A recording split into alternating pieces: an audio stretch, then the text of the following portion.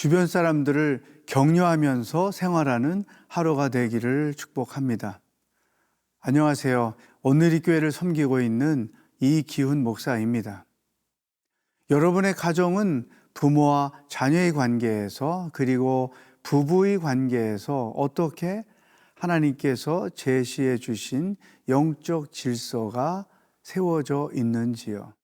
하나님의 질서 안에 있는 가정에서 가족끼리 지켜야 할 것이 무엇인지 공부해 보겠습니다. 오늘은 민수기 30장 1절로 16절을 묵상해 보겠습니다. 민수기 30장 1절에서 16절 말씀입니다.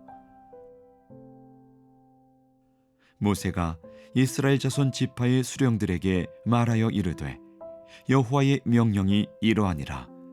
사람이 여호와께 서원하였거나 결심하고 서약하였으면 깨뜨리지 말고 그가 입으로 말한 대로 다 이행할 것이니라. 또 여자가 만일 어려서 그 아버지 집에 있을 때에 여호와께 서원한 일이나 스스로 결심하려고 한 일이 있다고 하자. 그의 아버지가 그의 서원이나 그가 결심한 서약을 듣고도 그에게 아무 말이 없으면 그의 모든 서원을 행할 것이요 그가 결심한 서약을 지킬 것이니라. 그러나 그의 아버지가 그것을 듣는 날에 허락하지 아니하면 그의 서원과 결심한 서약을 이루지 못할 것이니 그의 아버지가 허락하지 아니하였은즉 여호와께서 사하시리라. 또 혹시 남편을 맞을 때에 서원이나 결심한 서약을 경솔하게 그의 입술로 말하였으면 그의 남편이 그것을 듣고 그 듣는 날에 그에게 아무 말이 없으면 그 서원을 이행할 것이요 그가 결심한 서약을 지킬 것이니라. 그러나 그의 남편이 그것을 듣는 날에 허락하지 아니하면 그 서원과 결심하려고 경솔하게 입술로 말한 서약은 무효가 될 것이니 여호와께서 그 여자를 사하시리라. 과부나 이혼당한 여자의 서원이나 그가 결심한 모든 서약은 지킬 것이니라. 부녀가 혹시 그의 남편의 집에서 서원을 하였다든지 결심하고 서약을 하였다 하자. 그의 남편이 그것을 듣고도 아무 말이 없고 금하지 않으면 그 서원은 다 이행할 것이요 그가 결심한 서약은 다 지킬 것이니라. 그러나 그의 남편이 그것을 듣는 날에 무효하게 하면 그 서원과 결심한 일에 대하여 입술로 말한 것을 아무것도 이루지 못하나니 그의 남편이 그것을 무효하게 하였은즉 여호와께서 그 부녀를 사하시느니라. 모든 서원과 마음을 자제하기로 한 모든 서약은 그의 남편이 그것을 지키게도 할 수 있고 무효하게도 할 수 있으니 그의 남편이 여러 날이 지나도록 말이 없으면 아내의 서원과 스스로 결심한 일을 지키게 하는 것이니 이는 그가 그것을 들을 때에 그의 아내에게 아무 말도 아니하였으므로 지키게 됨이니라.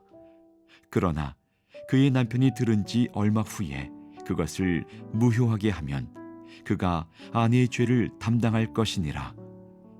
이는 여호와께서 모세에게 명령하신 규례니 남편이 아내에게 아버지가 자기 집에 있는 어린 딸에 대한 것이니라. 여러분은 지금까지 신앙생활을 해오면서 하나님께 소원을 해본 경험이 있는지요? 아니면 하나님을 위하여 뭔가를 반드시 해보겠다고 맹세를 해본 경험도 있는지요? 소원이나 맹세는 믿음을 결단하는 것으로서 때론 영적 성장에 긍정의 역할을 하기도 합니다. 그러나 가급적이면 소원은 피하는 것이 좋다고 생각합니다. 왜냐하면 2절 말씀을 읽어 보겠습니다. 사람이 여호와께 소원하였거나 결심하고 서약하였으면 깨트리지 말고 그가 입으로 말한 대로 다 이행할 것이니라. 소원을 해놓고 지키지 않으면 소원을 하지 않은 것만 못하기 때문입니다. 그런데 하나님께서 한 가정에서 일어나는 소원에 관한 문제를 통해서 가정의 질서를 존중히 여기고 있다는 사실을 발견하게 됩니다.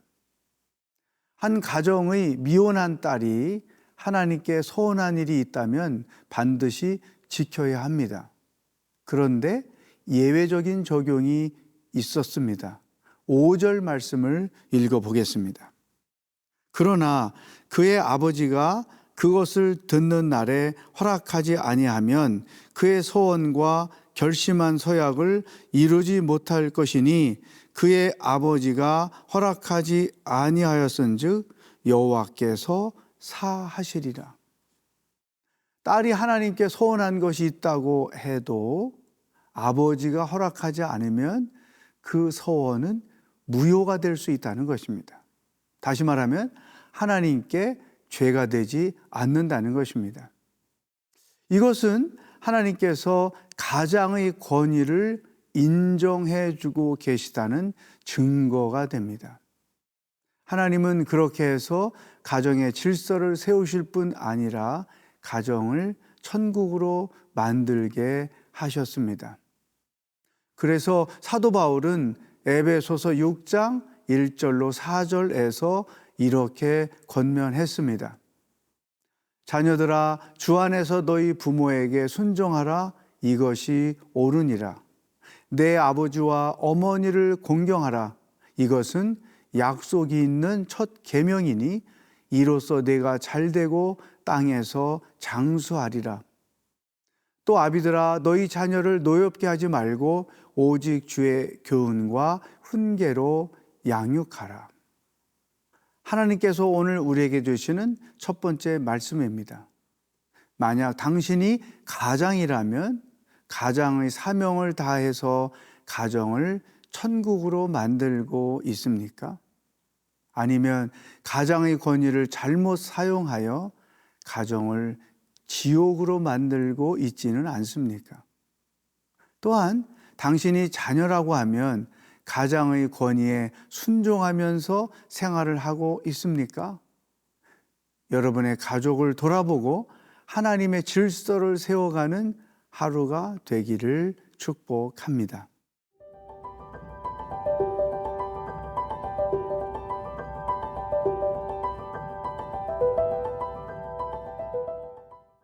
하나님은 부모와 자녀의 관계의 질서만 세우신 것이 아니라 부부 관계에서도 질서를 세우셨습니다.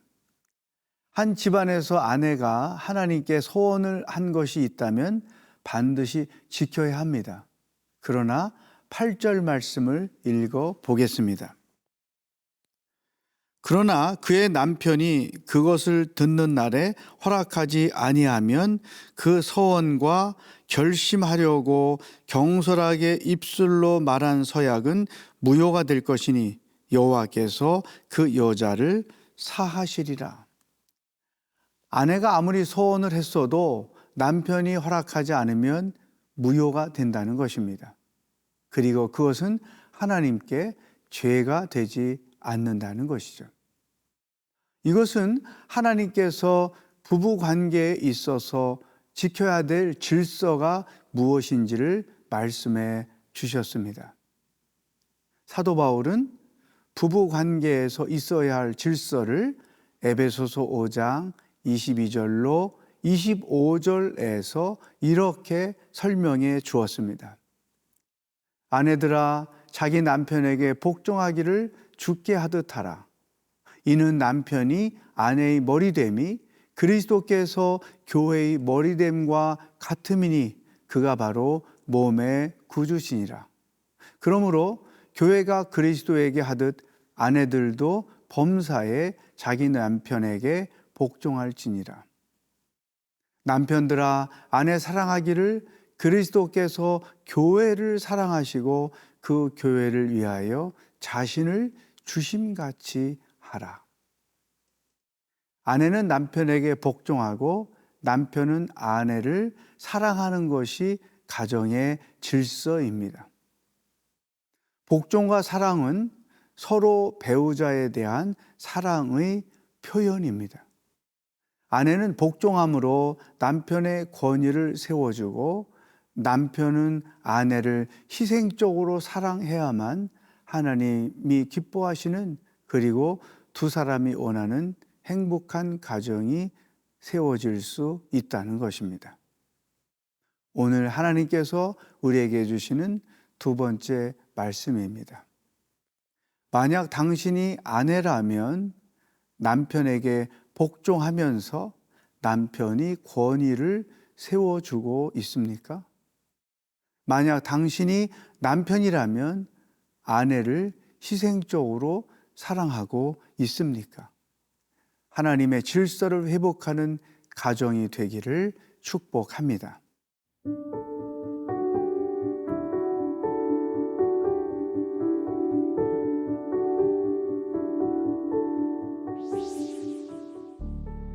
하나님 아버지, 저희들에게 가정을 선물로 주셔서 감사합니다.